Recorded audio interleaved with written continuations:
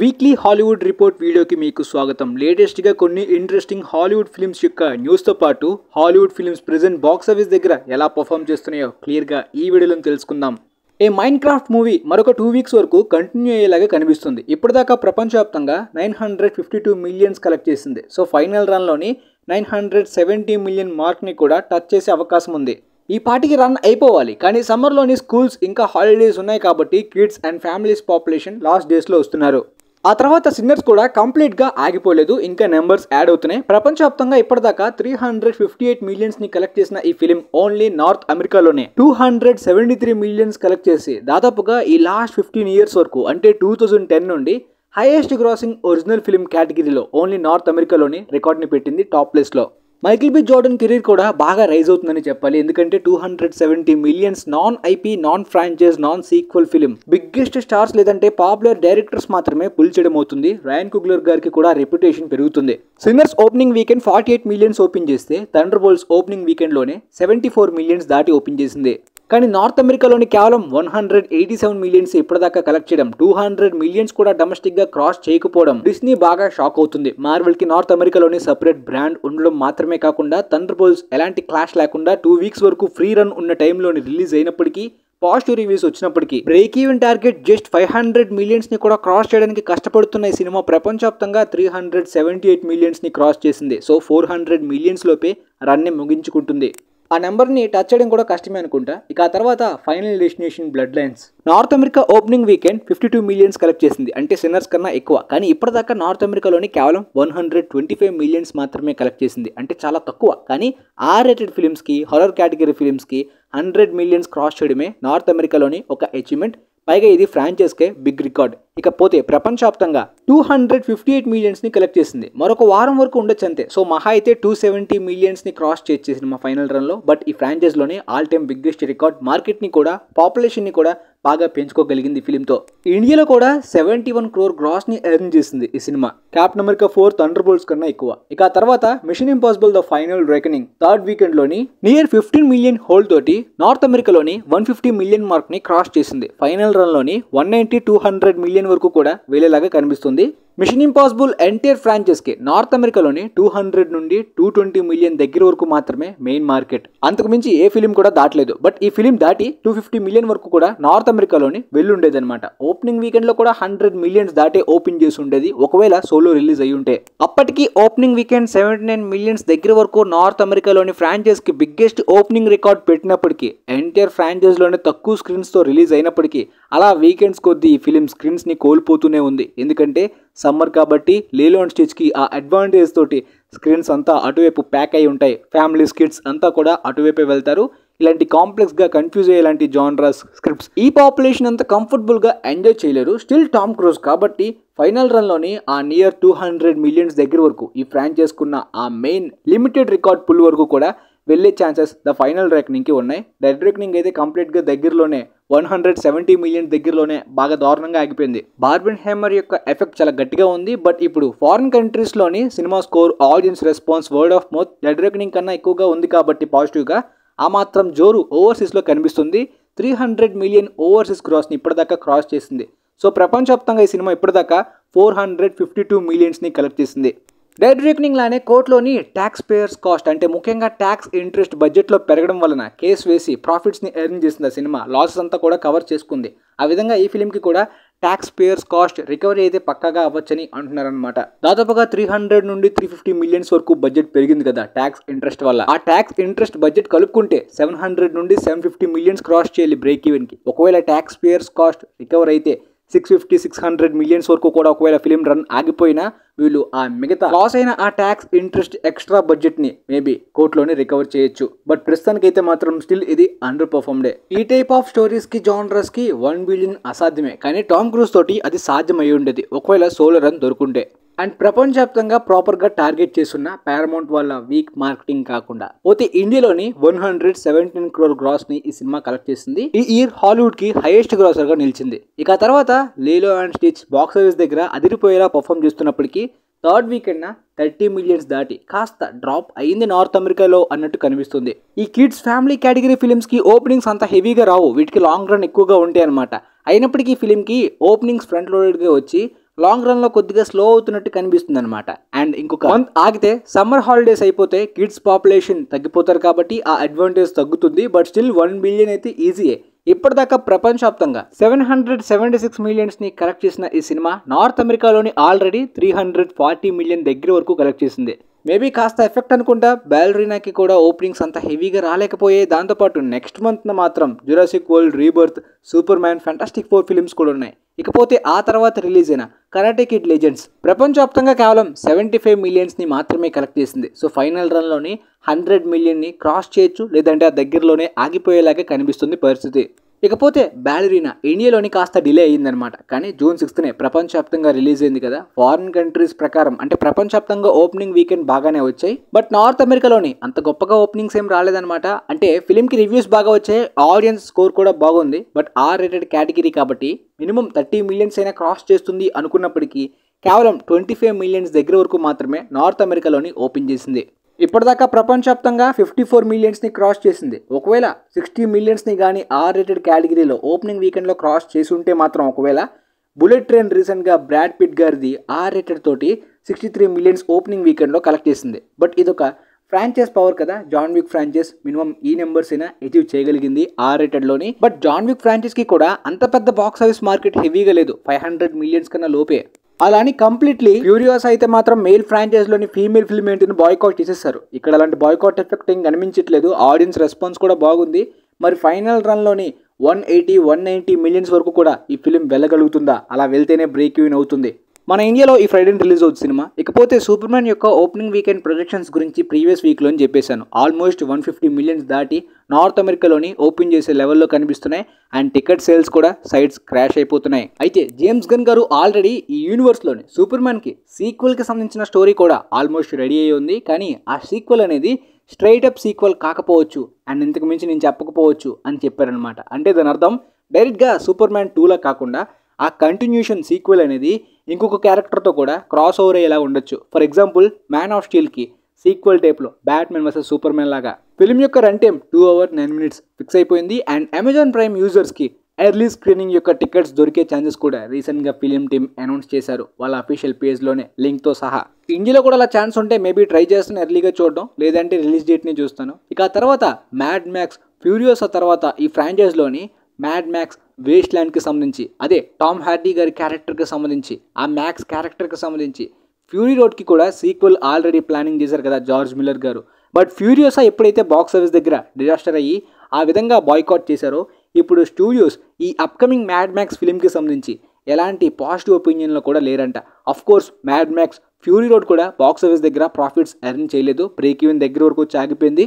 Only old Mad Max ఫిలిమ్సే hit అయ్యాయి. Of course Fury Road కూడా మాస్టర్ పీస్, ఫ్యూరియోసా కూడా సాలిడ్ ఫిలిం. కానీ ఇంత రేంజ్ క్వాలిటీని మెయింటైన్ చేయాలంటే ఈ వరల్డ్కి బడ్జెట్ ఎక్కువ పెట్టాలి కదా. ఆ బడ్జెట్కి తగ్గ మార్కెట్ అయితే ప్రస్తుతానికి ఈ ఫ్రాంచైజ్కి లేదు. కాబట్టి స్టూడియోస్ ఈ ఫ్రాంచైజ్లో అప్కమింగ్ ఫిలిం తీయడానికి రెడీగా లేరు. లో బడ్జెట్లోని కాస్త లిమిటెడ్గా ప్రయత్నిస్తే తప్ప even main actor Tom Hardy గారు కూడా అంత పెద్ద బాక్స్ ఆఫీస్ పుల్లర్ కాదు. కాబట్టి స్టూడియోస్ అయితే మాత్రం జార్జ్ మిల్లర్ గారి రేంజ్, విజన్కి, క్వాలిటీకి రిస్క్ చేయడానికి రెడీగా లేరంట. ఆ తర్వాత ఎలిటా బ్యాటిల్ ఏంజల్ యొక్క రైట్స్ ఎప్పుడైతే ఫాక్స్ స్టూడియోస్ యొక్క రైట్స్ డిస్నీ కొనుక్కుందో అప్పుడు అన్ని ఫిలిమ్స్ యొక్క రైట్స్ కూడా డిస్నీ దగ్గరికి వెళ్ళాయి. కాకపోతే వాళ్ళు ఎలిటా బ్యాటిల్ ఏంజల్ సీక్వెల్ తీద్దామనే ఇంట్రెస్ట్ని అంత ఎక్కువగా చూపించలేదు, పక్కన పెట్టేశారు. మరి సీక్వెల్ తీసే ఇంట్రెస్ట్ వాళ్ళకైతే లేదు, ఆగిపోతుంది అనుకున్నారు. కానీ జేమ్స్ గన్ గారే మళ్ళీ న్యూగా ఒక టెర్మినేటర్కి సంబంధించిన స్టోరీతో పాటు ఎలిటా బ్యాటిల్ ఏంజల్ సీక్వెల్ యొక్క స్టోరీని కూడా కంటిన్యూ చేయడానికి ఇంట్రెస్ట్ని చూపించారు ఈ ప్రాజెక్ట్ని తీయడానికి. ఈ అప్డేట్ ఆల్రెడీ మీకు చెప్పాను. అండ్ లేటెస్ట్గా వచ్చిన అప్డేట్ ప్రకారం అవతార్ 3 తర్వాత అవతార్ 4 రావడానికి చాలా టైం ఉంది టెక్నాలజీకి సంబంధించి. ఈ టైం గ్యాప్లోని జేమ్స్ కెమెరాన్ గారు Terminator and Alita Battle Angel సీక్వెల్కి వర్క్ చేసే ఇంట్రెస్ట్ ఎక్కువ శాతం చూపించవచ్చు అని చెప్పి రిపోర్ట్స్ వచ్చాయన్నమాట. అంటే కెమెరాన్ గారికి కాస్త గ్యాప్ దొరికింది అవతార్ ఫ్రాంచైజ్ మాత్రమే కాకుండా ఇంకొక ఫిలిమ్స్ కూడా తీయడానికి. ఎందుకంటే ఇంతకుముందు టెక్నాలజీ గురించి గ్యాప్ మాత్రమే కాకుండా అవతార్ 2 వరకు ఆయన వాటర్ మీద ఎక్కువ రీసెర్చ్ చేశారు. కానీ ఇప్పుడు ఈ అవతార్ 4 గురించి ఆయన చేయాల్సిన రీసెర్చ్ ఏమీ మిగిలిలేదు. కాబట్టి ఈ గ్యాప్లో ఈ ప్రాజెక్ట్స్ని తీస్తారని అనుకున్నారు. కానీ ఈ గ్యాప్లోని జేమ్స్ కెమెరాన్ గారు తీస్తున్న ప్రాజెక్ట్స్ అయితే మాత్రం టెర్మినేటర్, ఎలిటా బ్యాటిల్ ఏంజల్ ఫిలిమ్స్ కాదు. అండ్ ఇంతకుముందు మనకు తెలిసిన అఫీషియల్ న్యూస్ అపెన్హైమర్కి ఆపోజిట్గా జపాన్లోని హిరోషిమా ఈవెంట్స్ యొక్క స్టోరీని డైరెక్ట్ చేయబోతున్నారని కూడా మనందరికీ తెలిసిందే కదా.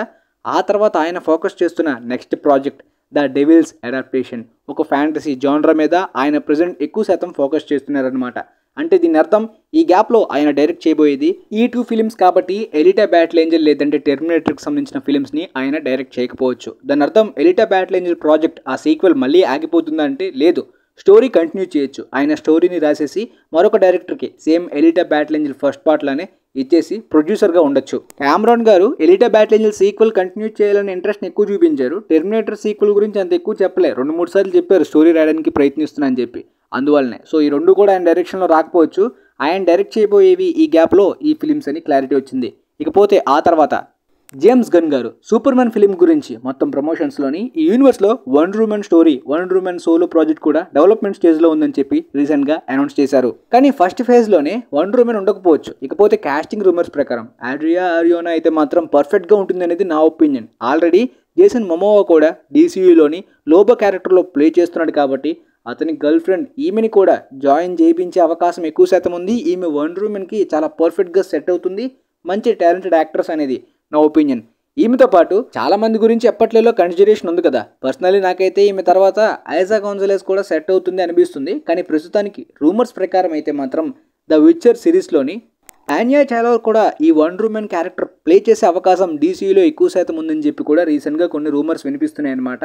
బట్ ఆల్రెడీ క్రియేచర్ కమాండర్స్లోని వాయిస్ ఓవర్ కూడా అందించింది ఈమె. దాంతోపాటు ఈ రూమర్స్ అనేవి చాలా డీసీ పేజెస్లోని ఎప్పట్లలో చాలా మంది యాక్టర్స్ మీద ఉన్నవే, ఈవెన్ ఆడ్రియా ఆరియోనా మీద కూడా ఉన్నవే. బట్ చూద్దాం ఎవరిని కాస్ట్ చేస్తారో. జేమ్స్ గన్ గారి కాస్టింగ్ ఆల్వేస్ సర్ప్రైజింగ్గా ఉంటుంది. దాంతోపాటు ఈ యూనివర్స్ గురించి ఆయన చెప్పింది, ఈ యూనివర్స్లోని meta human powerful super heroes కానీ సూపర్ విలన్స్ కానీ ఎప్పటి నుండో ఏన్షియంట్ క్యారెక్టర్స్ కూడా ఉంటాయి కదా, వాళ్ళందరూ కూడా రీసెంట్గా పబ్లిక్కి గవర్నమెంట్కి తెలిసిన వాళ్ళు కాదు. 300 years నుండి అంతకు ముందు నుండి కూడా హ్యూమన్స్ ఎగ్జిస్టెన్స్లో ఈ పవర్ఫుల్ క్యారెక్టర్స్ గురించి అందరికీ తెలిసి కోఎగ్జిస్ట్ అయ్యే ఈ ప్రపంచంలో బతుకుతున్నారని చెప్పి ఆయన రీసెంట్గా ఈ వరల్డ్ గురించి చెప్పారు. మరొక జస్టిస్ లీగ్ అప్డేట్ కూడా ఇచ్చారనమాట. ఈ విధంగా ఎప్పటి నుండో 300 years ఏన్షియంట్ క్యారెక్టర్స్ కానీ పవర్ఫుల్ సూపర్ హీరోస్ కానీ సూపర్ విలన్స్ అందరూ కూడా నార్మల్ హ్యూమన్స్తో కలిసి కోఎగ్జిస్ట్ అయ్యి బ్రతుకుతున్న ఈ న్యూ డీసీ యూనివర్స్లోని ఇంకా జస్టిస్ లీగ్ అయితే ఫామ్ అవ్వలేదు. అంటే ఈ జస్టిస్ లీగ్ టీం అందరూ కూడా అసెంబ్లీ అయ్యే లాంటి మూమెంట్ ఇంతవరకు ఈ ప్రపంచంలోనే రాలేదు. ఈవెన్ జాక్ స్నైడర్ గారి యూనివర్స్లో కాస్త రష్ చేశారు. చాలామందికి ఫ్లాష్, ఆక్వామన్, సైబోర్గ్ తెలియకుండానే వాళ్ళు టీమప్ అయిపోయి ఒక క్రాస్ ఓవర్ ఫిలిం రావడం కూడా చాలా వరకు ఇబ్బంది అయింది ఆడియన్స్కి. బట్ ఈ ప్రపంచంలో అలా కాదు. జేమ్స్ గన్ గారు ఎక్కువ శాతం క్యారెక్టర్స్ మీద, సపరేట్ ఫిల్మ్స్ మీద కంప్లీట్గా అందరికీ అర్థమయ్యేలాగా చెప్పిన తర్వాతనే టీమప్ ఫిలింని ప్లాన్ చేస్తున్నారంట. ఈ character development, world building, writings పరంగా జేమ్స్ గన్ గారిని గట్టిగానే నమ్మచ్చు. ఎవరికి తెలియని నాన్ పాపులర్ క్యారెక్టర్స్ అయిన క్రియేచర్ కమాండర్స్ యానిమేటెడ్ సిరీస్ని అంత సాలిడ్గా కనెక్ట్ అయ్యేలాంటివి అందించారు కాబట్టి ఇక మరి చూద్దాం ఈ యూనివర్స్ని ఏం చేశారో. మరికొన్ని రోజుల్లోనే సూపర్ మ్యాన్ ఫిలిం కూడా రిలీజ్ కాబోతుంది. ఎర్లీ స్క్రీనింగ్ యొక్క రివ్యూస్ కూడా వచ్చేస్తాయి కదా. ఆ తర్వాతి అప్డేట్, అవతార్ 2లోని జేక్ కొడుకు నెటేయం చనిపోవడం వల్ల అవతార్ 3లోని క్యారెక్టర్స్ మీద కానీ స్టోరీ మీద కానీ స్ట్రాంగ్ ఇంపాక్ట్ ఉండేలాగా ఒక కొత్త ఎమోషనల్ ఇంపాక్ట్ కూడా ఈ థర్డ్ పార్ట్లో ఉండబోతుంది. దానివల్ల ఎంటైర్ ట్రయాలజీలోనే Avatar third part most emotional part అవ్వబోతుందని చెప్పి లేటెస్ట్ అప్డేట్ తెలిపారు. మేబీ జేక్ కొడుకు తన లెగసీని కంటిన్యూ చేయాలంటే అంత స్ట్రాంగ్గా ఉండలేక తన బ్రదర్ డెత్ తన వల్లనే జరిగిందనే రెగ్రెట్ని ఫీల్ అయ్యేలాంటి కాన్ఫ్లిక్ట్ ఉండొచ్చేమో అని అనుకుంటున్నాను. ఇది నా గెస్ మాత్రమే. బట్ వాళ్ళు ఇచ్చిన అప్డేట్ అది. ఏదైతే సరే ఈ మంత్ మిడ్కి కానీ లేదంటే ఎండింగ్కి కానీ జూలై స్టార్టింగ్లో కానీ అవతార్ థర్డ్ పార్ట్ యొక్క టీజర్ని కూడా రిలీజ్ చేయడానికి ఆల్రెడీ రెడీగా ఉన్నారు కదా. బట్ ఇనీషియల్గా చేసుకున్న ప్లానింగ్స్ ఆపేశారు. బట్ సినిమాకాన్ ఈవెంట్లో అయితే టీజర్ని ఆల్రెడీ చూపించేశారు, రెడీగానే ఉంది వాళ్ళ దగ్గర. అప్పుడు ఆ టీజర్ చూస్తే మరి కాస్త క్లారిటీ కూడా ఫిలిం స్టోరీకి సంబంధించి రావచ్చు మనకి. ఆ తర్వాత shocking update, Godzilla x Kong third part అనేది బడ్జెట్ మోస్ట్ ఎక్స్పెన్సివ్గా ఎంటైర్ యూనివర్స్లోనే కాస్ట్లీయెస్ట్ ప్రొడక్షన్గా అవ్వబోతుందంట. ప్రెజెంట్ ఈ ఫిలిం షూటింగ్ మొదలైన విషయం మనందరికీ తెలిసిందే. ఫిలిం స్పేస్ గాడ్జిల్లాని ఇంట్రడ్యూస్ చేసే విధంగా సూపర్ నోవా టైటిల్ని కూడా అనౌన్స్ చేసేసారు కదా. కాకపోతే లేటెస్ట్గా వస్తున్న బడ్జెట్ అయితే అంటే ఇంతకుముందు ప్రీవియస్గా గాడ్జిల్లా ఎక్స్ కాంగ్ వీళ్ళిద్దరూ కలిసి ఉన్న ఫిలిమ్స్లో కూడా నార్మల్ కాస్ట్ తోటే ఆల్మోస్ట్ బడ్జెట్ని 150 million లోపే సర్దేసేవాళ్ళనమాట. కానీ ఇప్పుడు బడ్జెట్ 200 million ఈజీగా దాటే విధంగా మేబీ ఫైనల్ ఫిలిం కంప్లీట్ అయ్యేసరికి 250కి కూడా టచ్ అవుతుందా అనే రేంజ్ రూమర్స్ వినిపిస్తున్నాయి. మరి దాదాపుగా 100 million జంప్ అంటే కష్టం, కానీ మేబీ 200 million అయితే దాటచ్చు అనమాట. ఇది కూడా ఈ ఫ్రాంచైజ్కి చాలా ఎక్స్పెన్సివ్ బడ్జెట్ అనమాట. సో మెయిన్ రీజన్ మనందరికీ తెలిసిందే, ఇప్పటిదాకా అఫీషియల్గా చెప్పినప్పటికీ స్పేస్ గాడ్జిల్లా వల్లనే ఎక్కువ కాస్ట్లీయెస్ట్ ప్రొడక్షన్గా మారే అవకాశం ఉందని కూడా కొన్ని రిపోర్ట్స్ వస్తున్నాయి. బట్ ఈ యూనివర్స్కి అంత పెద్ద బాక్స్ ఆఫీస్ మార్కెట్ లేదు. 600 million లోపే కలెక్షన్స్ ఈ ఫ్రాంచైజ్కి హైయెస్ట్గా. సో ఇప్పుడు మేబీ ఈ ఫిలింతో అయినా సరే మార్కెట్ని కూడా పెంచుకునే అవకాశం ఉందా లేదా చూడాలన్నమాట. కమర్షియల్గా అట్రాక్ట్ చేసేలాంటి పాపులేషన్ కానీ ఎలిమెంట్స్ అన్నీ కూడా ఫ్రాంచైజ్లో ఉన్నప్పటికీ ఫిలిం లవర్స్ పరంగా అంత ఎక్కువ ఇంప్రెషన్ దక్కట్లే. అది దక్కితే 1 బిలియన్ కూడా పాసిబుల్ ఈ ఫ్రాంచైజ్కి. ఆ తర్వాత fast X part 2 fast and furious 11th పార్ట్కి సంబంధించి షాకింగ్ అప్డేట్ వచ్చింది. ఈ ఇయర్లోనే షూటింగ్ మొదలవ్వడానికి రెడీగా ఉంటూ అండ్ నెక్స్ట్ ఇయర్ 2026కి రిలీజ్ అవ్వడానికి సిద్ధంగా ఉన్నట్టు మనకి అప్డేట్స్ వచ్చే. సినిమాకాన్ ఈవెంట్లో కూడా యూనివర్సల్ స్టూడియోస్ నుండి ఈ ఫిలిం డిలే అవుతున్నట్టు ఎలాంటి క్లారిటీ కానీ కన్ఫర్మేషన్ కానీ రెండూ రాలేదు. కాబట్టి ఈ ప్రాజెక్ట్ స్టిల్ 2026లోనే రావచ్చు అన్నట్టే రిపోర్ట్స్ ఇంతవరకు వచ్చాయన్నమాట.